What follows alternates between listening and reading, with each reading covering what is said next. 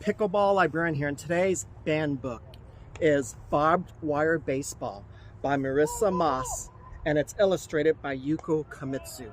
First of all, I got to tell you the illustrations are just wonderful.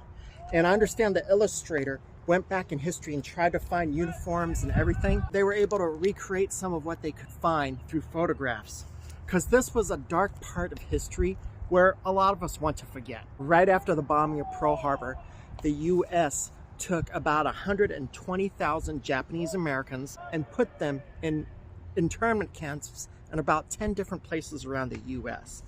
This is an interesting story because it follows a man who loved baseball.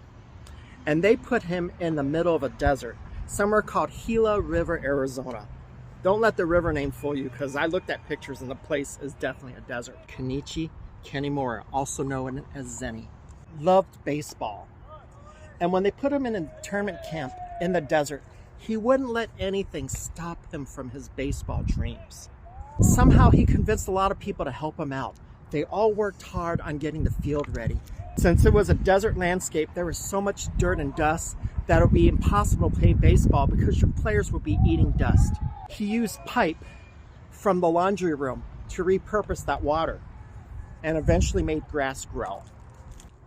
Some of the folks on the camp were great with sewing, and they helped make uniforms. Folks got together and built bleachers. At the first baseball game, they had around 6,000 people watching. That's about half the camp. For all intents and purposes, it was a real baseball field, just like the wonderful baseball field right behind me.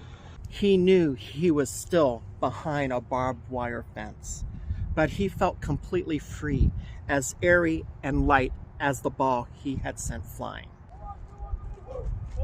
He felt 10 feet tall, playing the game he loved so much.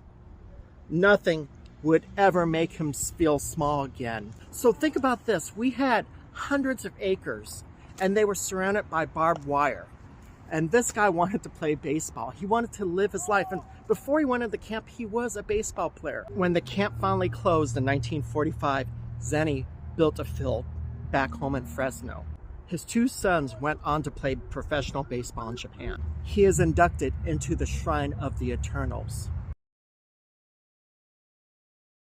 A lot of people want this book banned because it talks about our nation's imperfectness.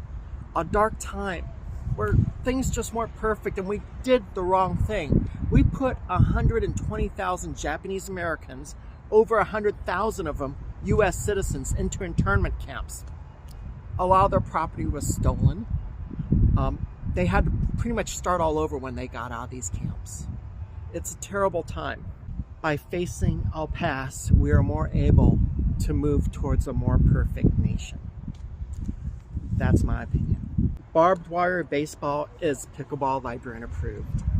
One way to connect this story to pickleball is having to build a court from scratch. I won't be able to build a baseball field like this in the middle of a desert, but what I can do is use some quick court tape and put a court together. I've seen people use masking tape. It doesn't work. It gets torn out when someone steps on it or slides their feet across it. This is very durable. It's also a nice bright color where anyone can see it. This quick court tape is Pickleball Librarian approved.